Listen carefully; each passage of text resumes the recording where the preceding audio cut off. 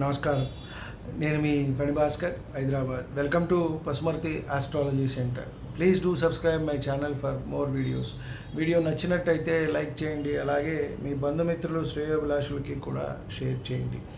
ఇంతవరకు channel subscribe చేసుకున్నట్టయితే subscribe చేసుకోండి. నా తదుపరి వీడియోలన్నీ కూడా అందుబాటులో ఉంటాయి. మనము ఒక్కొక్క లగ్నం గురించి కూడా విడివిడిగా తెలుసుకుంటూ వస్తున్నాం.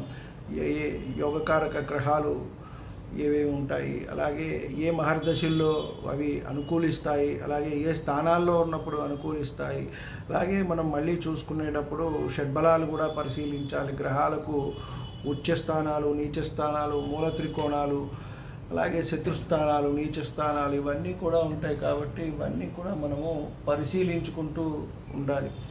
కాబట్టి ఒక గ్రహం ఎలాంటి ఫలితం ఇస్తుంది, ఒక భావం ఎలాంటి ఫలితం ఇస్తుంది, ఏ మహర్దశలో ఎటువంటి ఫలితాలు వస్తాయి అనేటప్పటికీ ఇవన్నీ మనం సంక్షిప్తం చేసుకుంటూ చెప్పాల్సి ఉంటుంది.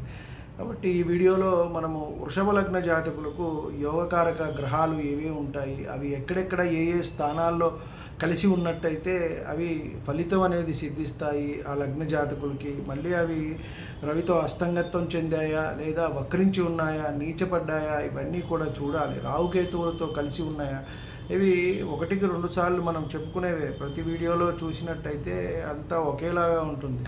కాకపోతే ఏంటంటే ఫలితం వచ్చేటప్పటికి మారిపోతూ ఉంటుంది. ఒక్కొక్క చార్టు ఒక ఉన్నట్టు మరొక చార్టు ఉండదు. కాబట్టి మనం ట్విన్స్ చూసుకున్నా కూడా కవల పిల్లల్లో కూడా మనకి చాలా తేడా వస్తుంది. ఏదైతే మనకి షోడశ వర్గ చక్రాలు మనం చెప్పుకోవాలి అనుకుంటున్నాం, విడివిడిగా చెప్పుకునే ప్రయత్నం చేద్దాం. అలా D60 అనేది చూడవలసి ఉంటుంది. ఆ చార్ట్ చూసినప్పుడు మనకి వారిద్దరి మధ్యన కూడా డిఫరెన్స్లు అనేవి తెలుస్తాయి. ఒకళ్ళు ఒక రకంగా ఉంటారు, ఒకళ్ళు ఒక చదువుకుంటారు, ఒకళ్ళు ఒక రకంగా ఒక దాంట్లోకి వెళ్తారు, ఒక విద్య నేర్చుకుంటారు, ఒక రంగంలో రాణిస్తారు. ఇలాంటివన్నీ కూడా ఉంటాయి. ఒకరు అభివృద్ధిలోకి వెళ్తారు, ఒకళ్ళు అంతగా ఉండకపోవటం, ఇవన్నీ కూడా జరుగుతూ ఉంటాయి.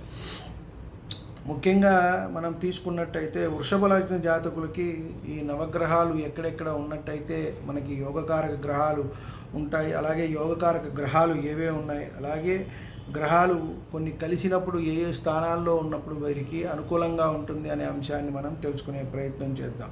ముఖ్యంగా రవి వృషభం నుంచి చూసుకున్నట్టయితే 1, 2, 4, 5, 7, 9, 10, 11 స్థానాలందు ఉంటే యోగిస్తారు అని మనకి చెప్పడం జరుగుతుంది. వృషభ లగ్న జాతకులకి లగ్నంలో ఉన్న, మిథునంలో ఉన్న, సింహంలో ఉన్న, అలాగే కన్యలో ఉన్న, సప్తమం వృశ్చికంలో ఉన్న, 9 మకరంలో అక్కడ ఉన్న, 10లో ఉన్న కుంభం, 11లో ఉన్న మీనం, ఈ రకంగా ఇక్కడ బాగుంటుంది అని మనకి చెప్పడం జరుగుతుంది. చంద్రుడు తీసుకున్నట్టయితే 1, 3, 6, 7, 8, 11, 12 స్థానాల యందు విశేషంగా యోగిస్తారు అని మనకి చెప్పడం జరుగుతుంది. చంద్రుడు లగ్నంలో అంటే వృషభ లగ్నంలో అక్కడ తన ఉచ్చస్థానము, మూల త్రికోణము వృషభం చంద్రుడికి. కాబట్టి అక్కడ బాగా యోగించటం అనేది జరుగుతుంది అని మనం చెప్పవచ్చు. అలాగే 3వ స్థానం కర్కాటకం స్వక్షేత్రము, కాబట్టి అక్కడ కూడా మంచిగా యోగిస్తాడు. తులలో యోగిస్తారు, వృశ్చికంలో, అష్టమం ధనస్సులో, అలాగే 11, 12 స్థానాలు తీసుకున్నట్టయితే మీనంలో, మేషంలో కూడా రాణిస్తారు అని మనకి చెప్పవచ్చు. కుజుడు 6, 7, 9, 10, 11 స్థానాల యందు యోగవంతంగా ఉంటుంది అని మనకి ఇక్కడ చెప్పడం జరుగుతుంది. అంటే లగ్నాత్తు మళ్ళీ మనం ఏ ఏ ఆధిపత్యాలు వచ్చాయి అనేవి చూసుకుంటే ఇక్కడ సప్తమ కుజుడికి సప్తమ వ్యయాధిపత్యం వచ్చింది. మళ్ళీ ఎవరితో కలిసి ఉన్నారు, ఎక్కడ ఉన్నారు, ఏ నక్షత్రంలో ఉన్నారు, ఇవన్నీ కూడా పరిశీలించుకుని మనము ఫలితం అనేది నిర్ధారించాల్సిన అవసరం ఉంటుంది. ప్రతిదానికి ఒకే రకమైన ఫలితం అనేది ఉండదు. ప్రతి గ్రహము అందరికీ ఒకే రకమైన ఫలితం ఇవ్వదు. కాబట్టి అవి ఉన్న స్థానాన్ని బట్టి, నక్షత్రాన్ని బట్టి, అవి ఉన్న స్థితిని బట్టి మనము పంచప్రాకార సంబంధాలను ఒకసారి చెప్పుకున్నాం. దాన్ని బట్టే ఫలితాలు అనేవి ఆధారపడి ఉంటాయి. కుజుడు 6, 7, 9, 10, 11 స్థానాల యందు ఉంటే బాగుంటుంది, యోగిస్తారు అన్నారు. 6 అంటే తులారాశి యందు, 7 అంటే వృశ్చికం స్వక్షేత్రము, 9 మకరం ఉచ్చక్షేత్రము, 10, 11 మళ్ళీ అంటే అక్కడి నుంచి కుంభము మీనంలో ఉన్నప్పుడు బాగుంటుంది అని మనకి చెప్పారు. బుధుడు 1, 2, 4, 5, 9, 10 స్థానాల యందు యోగవంతంగా ఉంటారు అని మనకి చెప్పటం జరుగుతోంది.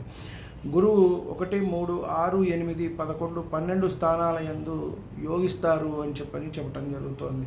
అంటే వృషభంలో ఉన్న 3, కర్కాటకంలో ఉన్న 6, తులలో ఉన్న 8, ధనస్సులో ఉన్న 11, 12 స్థానాలు అంటే మేషము, మీనము, మేషంలో ఉన్నా కూడా యోగవంతంగా ఉంటుంది అన్నారు. శుక్రుడు 1, 2, 6, 8, 11, 12 స్థానాల యందు ఉంటే యోగిస్తుంది అన్నారు. అంటే శుక్రుడి దగ్గరికి వచ్చేటప్పటికి మనము లగ్నంలో ఉన్న, అలాగే 2 మిథునంలో, 6 తులలో ఉన్న, 8 ధనస్సులో ఉన్న, 11, 12 స్థానాలు మీనంలో ఆయన ఉచ్చస్థితి పొందుతారు. మేషంలో ఉన్నా కూడా అనుకూలిస్తుంది అని మనకి చెప్పడం జరుగుతుంది. శని 1, 2, 4, 5, 8, 9, 10, 11 స్థానాల యందు ఉన్న యోగవంతంగా ఉంటుంది అన్నారు. అంటే ఇక్కడ శని వృషభంలో ఉన్న, మిథునంలో ఉన్న, కర్కాటకంలో ఉన్న, సింహంలో ఉన్న, ఇక్కడ అలాగే 5 అంటే కన్యలో ఉన్న, 8 ధనస్సులో ఉన్న, 9 మకరం, 10 కుంభం, 11 మీనంలో ఉన్న ఎడల యోగిస్తుంది అని మనకి చెప్పడం జరుగుతుంది. అలాగే రాహు వచ్చేటప్పటికి 1, 2, 3, 4, 5, 6, 8, 11 స్థానాల యందు యోగిస్తారు అని మనకి చెప్పడం జరుగుతుంది. ముఖ్యంగా ఇక్కడ పాపగ్రహాల ప్రస్తావన వచ్చేటప్పటికి 3, 6, 10, 11 స్థానాల్లో విశేషవంతమైన యోగిస్తారు. రాహుకేతువులు, శని, కుజుడు, రవి, ఈ 5 కూడా. అలాగే కేతువు 3, 6, 11 స్థానాల యందు ఉన్న ఎడల విశేషంగా కూడా యోగిస్తారు అని మనకి చెప్పవచ్చు. ఇక్కడ మళ్ళీ ద్విగ్రహాలు 2, 2 కలిసి ఉన్నప్పుడు 2, 3 కానివ్వండి చూసుకున్నట్టయితే, రవి, కుజులు చూసుకున్నట్టయితే లగ్నం నుంచి 1, 4, 5, 7, 9, 10, 11, 12 స్థానాల్లో ఉన్నప్పుడు యోగవంతంగా ఉంటుంది అని మనకి చెప్పడం జరిగింది. అలాగే రవి, బుధులు 1, 2, 4, 7, 9, 10, 11, 12 స్థానాల యందు యోగిస్తారు అని మనకి చెప్పడం జరిగింది. రవి, శనులు 1, 4, 5, 7, 9, 10, 11 స్థానాల యందు యోగవంతంగా ఉంటుంది అని మనకి చెప్పడం జరిగింది. గురుచంద్రులు 3, 6, 8, 11 స్థానాల యందు ఉన్న ఎడల యోగవంతంగా ఉంటుంది అని మనకి చెప్పటం. 3 అంటే వచ్చేటప్పటికి కర్కాటకము, 6 అంటే తుల, 8 ధనస్సు, 11 మీనము. కాబట్టి ఇక్కడ వీరిద్దరూ కలిసి ఉన్నట్టయితే గురుచంద్రులు యోగంగా ఉంటుంది అని చెప్పారు. అలాగే శుక్రచంద్రులు 3, 6, 8, 9, 10, 11 స్థానాల యందు ఉంటే యోగింతురు అని మనకి చెప్పడం జరుగుతుంది. అలాగే కుజగురులు 3, 6, 8, 11 స్థానాల యందు కలిసి ఉంటే యోగిస్తారు అని చెప్పారు. బుధ శుక్రులు 1, 2, 4, 5, 7, 9, 10, 11 స్థానాల్లో యోగిస్తారు అని మనకి చెప్పడం జరుగుతుంది.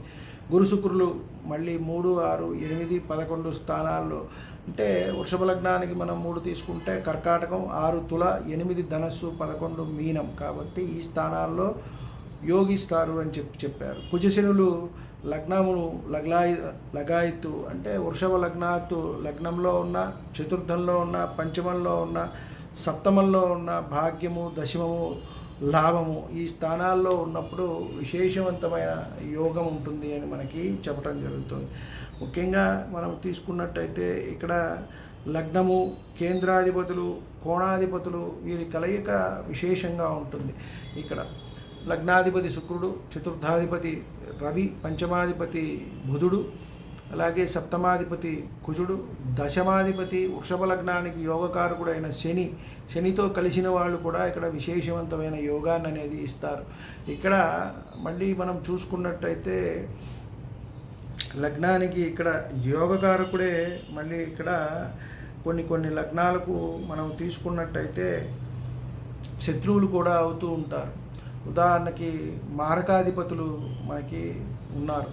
అలాగే కొంతమంది మనకి పాపులు ఉన్నారు లగ్నాలకి, అలాగే శుభులు ఉన్నారు. వీరు కూడా ఇలాంటి ఇబ్బందులు అనేవి పెడుతూ ఉంటారు. కాబట్టి ఆ ఆధిపత్యాలు ఎవరెవరికి వచ్చాయి, ఎప్పుడెప్పుడు వచ్చాయి, చరలగ్నాలు ఏమిటి, స్థిర లగ్నాలు ఏమిటి, దిస్వభావ లగ్నాలు ఏమిటి, ఇలా అన్నీ కూడా మనం చూసుకున్నప్పుడు మారకం ఎవరిస్తారు, యోగాన్ని ఎవరిస్తారు. ఇక్కడ వృషభ లగ్నానికి భాగ్యాధిపతి ఇక్కడ ఇబ్బంది పెట్టినప్పటికీ కూడా భాగ్య దశమాధిపత్యం వచ్చినప్పటికీ శని ఇక్కడ యోగకారకుడుగానే మనము తీసుకోవాలి. కాబట్టి వృషభ లగ్నానికి శని యోగకారకుడు.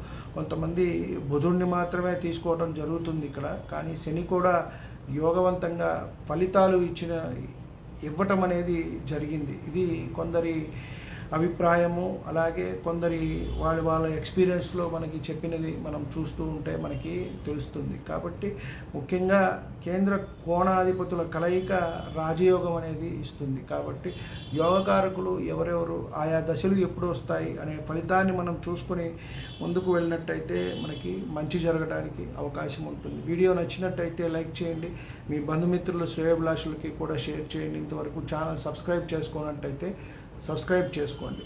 ధన్యవాదాలు.